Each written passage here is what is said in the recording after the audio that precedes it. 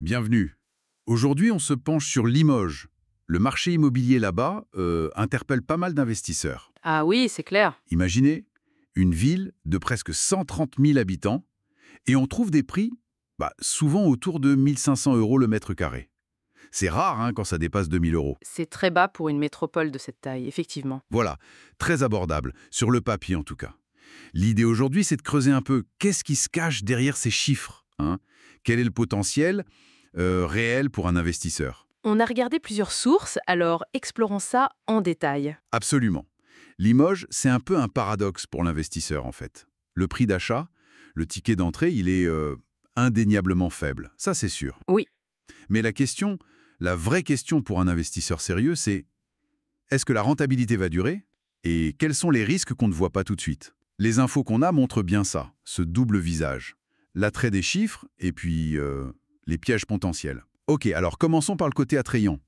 Les prix bas, on l'a dit, souvent vers 1 500 €. Ça, c'est le premier point fort. le gros point d'appel. Exactement. Et puis, il y a quand même 20 000 étudiants dans la ville. Ça soutient la demande locative. C'est pas rien. Non, c'est un moteur important. Certaines analyses parlent même d'une rentabilité brute qui pourrait monter jusqu'à 8%. Ah oui, c'est énorme. Bien plus que les 5-6% qu'on voit souvent ailleurs. Alors, côté quartier, près de la mairie, des jardins de l'évêché, ça semble bien demandé.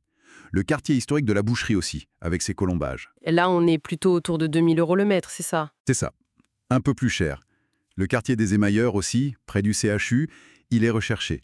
On est entre, disons, 1 500 € avec des travaux et peut-être 2 000 € si c'est déjà rénové.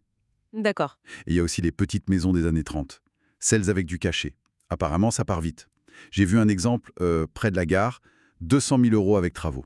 C'est là où ça devient vraiment intéressant pour un investisseur qui cherche un bon point d'entrée. Hmm, intéressant, oui, mais c'est justement là qu'il faut faire attention. C'est le revers de la médaille.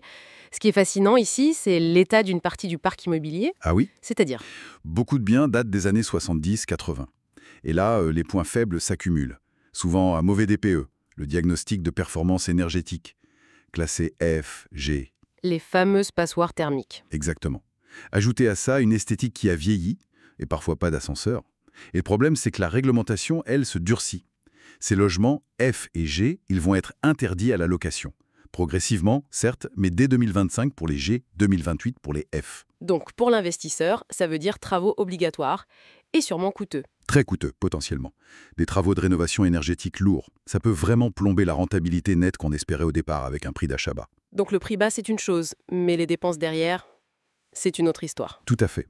Et ça ne concerne pas que les gros travaux ponctuels. Il y a aussi les charges de copropriété. Ah oui, j'allais y venir. Elles sont souvent élevées et elles ont tendance à augmenter.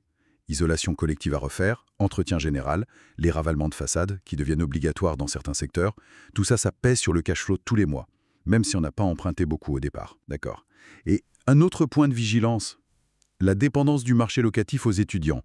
C'est vrai, ces 20 000 jeunes, ils tirent la demande, ils maintiennent les loyers assez hauts, mais c'est un risque. Comment ça, un risque? Imaginez que l'attractivité des formations baisse un peu, ou que d'autres villes universitaires deviennent plus compétitives, ou même que l'enseignement à distance se développe plus. Ah oui, la demande pourrait baisser. Exactement. Et donc, le risque de vacances locatives, il pourrait augmenter. C'est un facteur à ne pas négliger. Un risque sur la demande, ok. Et pour les quartiers qui sont déjà moins cotés, on trouve des prix encore plus bas là-bas. C'est une opportunité ou c'est un piège? Alors là, il faut vraiment être prudent. Des endroits comme la place Carnot ou l'avenue Général Leclerc, oui, les prix sont très bas, parfois sous 1 300 € le mètre, Incroyable. mais souvent ils cumulent les points négatifs, beaucoup de circulation, des immeubles pas très beaux, et le vrai risque, c'est la liquidité, la difficulté à revendre, c'est ça. Voilà, même en baissant le prix, ça peut être très difficile de trouver un acheteur. Les projets de rénovation urbaine dont on entend parler, pour l'instant, leur impact réel reste incertain. Et si on élargit un peu, le tissu économique de Limoges, bon, il y a le Grand, la porcelaine, d'accord? Des noms connus. Oui, mais globalement, ça reste un bassin d'emploi assez modeste. Le taux de chômage est plus élevé que la moyenne régionale, ça fragilise la demande de locataires solvables sur le long terme. Et si on oublie l'ancien avec ses travaux, le neuf, ce serait pas plus simple? Pas forcément la solution miracle, non. Les programmes neufs, par exemple, vers le CHU, atteignent des prix très élevés. On parle de 4 800 € le mètre carré. Ah oui, quand même. Voyez, l'équation économique devient très très compliquée. D'accord. Et pire encore, le risque de perdre beaucoup d'argent à la revente est bien réel. On parle d'une décote possible de 20-25%, ça peut complètement annuler l'avantage fiscal qu'on avait au départ. Ah oui. Et il faut ajouter un facteur plus structurel, l'accessibilité de Limoges.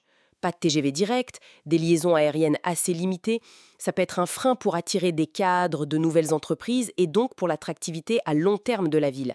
Bon, alors si on essaie de résumer, qu'est-ce que ça veut dire pour quelqu'un qui voudrait investir à Limoges?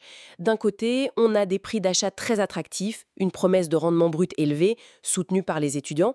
Ça, c'est le côté pile. C'est ça. Et de l'autre côté face, un chemin qui semble plein d'obstacles, des coûts de rénovation énergétique qui peuvent être très lourds, des charges de copro qui augmentent, une dépendance forte à un seul type de locataire, un risque pour revendre dans certains quartiers et un marché du neuf qui semble un peu déconnecté.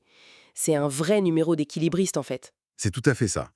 L'équation pour l'investisseur à Limoges, elle est complexe. Il faut vraiment savoir jongler entre l'attrait du rendement affiché, qui est réel au départ, et puis la nécessité absolue d'anticiper les coûts futurs, le DPE, c'est le gros morceau, et d'évaluer très froidement les risques. Est-ce que la demande étudiante va tenir? Est-ce que je pourrais revendre facilement? Quel sera l'impact réel des charges sur mon rendement net? Sans oublier la réglementation qui bouge tout le temps. Cela soulève une question importante au final. Et c'est la réflexion qu'on voulait proposer pour conclure. Au-delà du pourcentage de rendement brut qu'on voit sur une annonce, quel niveau d'implication personnelle il faut prévoir? En gestion, en suivi des travaux. Quelle solidité financière aussi, pour faire face aux imprévus, aux rénovations obligatoires? Et surtout, quelle est sa propre tolérance au risque? C'est ça qu'il faut se demander, pour savoir si on peut transformer un bien qui semble pas cher à Limoges en un investissement qui soit vraiment rentable et, disons, serein sur la durée. Surtout avec les défis réglementaires et économiques qu'on a évoqués. C'est vraiment la question clé avant de signer.